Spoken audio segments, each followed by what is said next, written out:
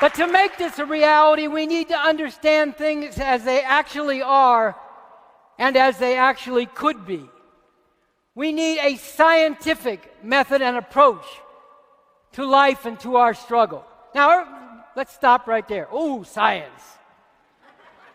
Either that's something mysterious that only a few weird people can possibly understand, or it's something frightening that we got to keep away from.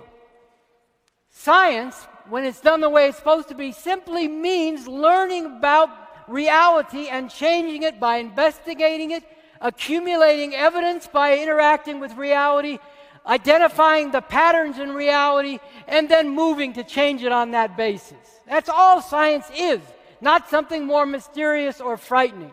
This is the way humanity has learned. This is the way, for example, we've been able to identify and develop cures for many diseases. So we need a scientific approach. To take a very important example, once again going back to the Bible, a scientific method and approach, proceeding on the basis of evidence drawn from reality, shows that all species, including human beings, have come into being through evolution, and that the account of creation in the Bible is not and cannot be true. That it is a story, a myth, made up thousands of years ago by people living in what today is often called the Middle East, just as other peoples in all parts of the world have made up different creation myths. If you go out among Native American peoples in this country, you'll find all different creation myths, and so people throughout the world, including in Africa and Asia and so on. The book, The Science of Evolution and the Myth of Creationism, Knowing What's Real and Why It Matters by Ardea Skybrake, is a beautiful book that breaks all this down and explains the importance of the scientific method. Yes, we should acknowledge some scientists have sometimes gotten things wrong, even terribly wrong. And some very wrong and even terrible things have been done in the name of science. But a genuinely scientific method and approach is what is needed to understand and change reality in the deepest way, including to recognize and overcome things that have been done wrong in the name of science. A scientific method and approach is what we need to guide the struggle to actually put an end, at long last, in this real world in which we live, to all this oppression, madness, and unnecessary suffering. Now, I mentioned Ebola just a minute ago. Imagine if you developed symptoms that you thought might be indicative of Ebola, and you worried you might have Ebola. And you went to a doctor, and the doctor, before even listening to you and your symptoms, said, no, don't worry about anything, everything's fine. Get me away from that doctor.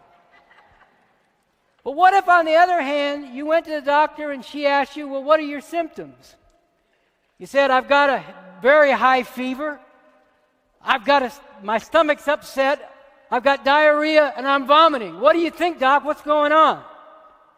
And she said, well, I think you've got a very high fever, an upset stomach, diarrhea, and vomiting. Fool, I just told you that. This is not a doctor you want. Tell me what's wrong, Doc. Tell me what I don't know. Tell me the deeper things that I can't know just because I know what my symptoms are. Why do I have these symptoms, and what can be done about it? Well, what if the doctor said, well, we might test you for Ebola, but I'm not really sure the test works. Matter of fact, I'm not even really sure there is such a thing as Ebola. Come to think of it, I'm not even sure you exist. Well, you may exist for you, and you may have Ebola for you, but that's not my reality. Maybe that's just your reality. Maybe it's just all one narrative or another narrative, and there is no reality against which to test to see if you have Ebola and what could be done.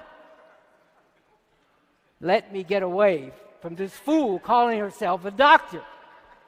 I want a real doctor. But what is a real doctor? A real doctor is one who applies science, the science of medicine, what's been learned by identifying patterns so that you can know what the pattern of a disease, Ebola or other diseases, is and what to do about it. And the fact is, people will always be vulnerable to being played or led away from a true understanding of things without the scientific method, which goes by evidence and testing things against reality. Because that's one of the main things that science does. After you come up with some conclusions, you go back into the world and you test them to see what happens and what is shown by applying the theory you've developed. Does reality act in the way you expect it to on the basis of the scientific theory you've developed? To give an example, Usain Bolt from Jamaica holds the title now of the world's fastest man. He's a two-time Olympic champion and world record holder in the men's 100 and 200 meter dash. Yeah, you might say, like the people in the Geico insurance ad, everybody knows that. Well, did you know that I am faster than Usain Bolt? The first thing you're going to say to me is, okay, where's your evidence? Where's the proof? Show me a race you ran where you ran faster or a race where you beat Usain Bolt. No, I don't have to show you any evidence.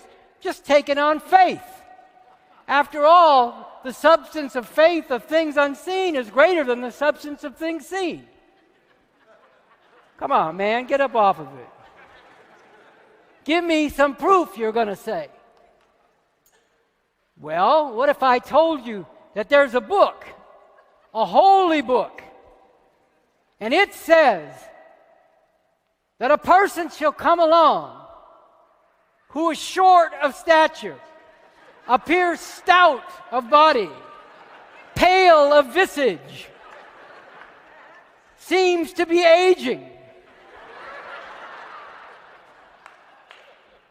but he can move more swiftly than the wind and dash faster than a lightning bolt.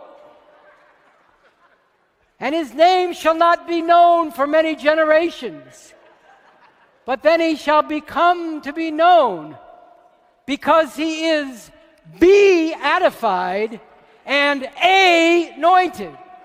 Get it?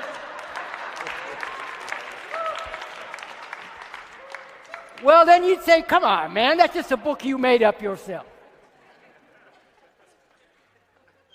But what if, for thousands of years, every major institution in society, every political institution, every religious institution, every cultural institution, every educational institution, we're telling you that really is a holy book.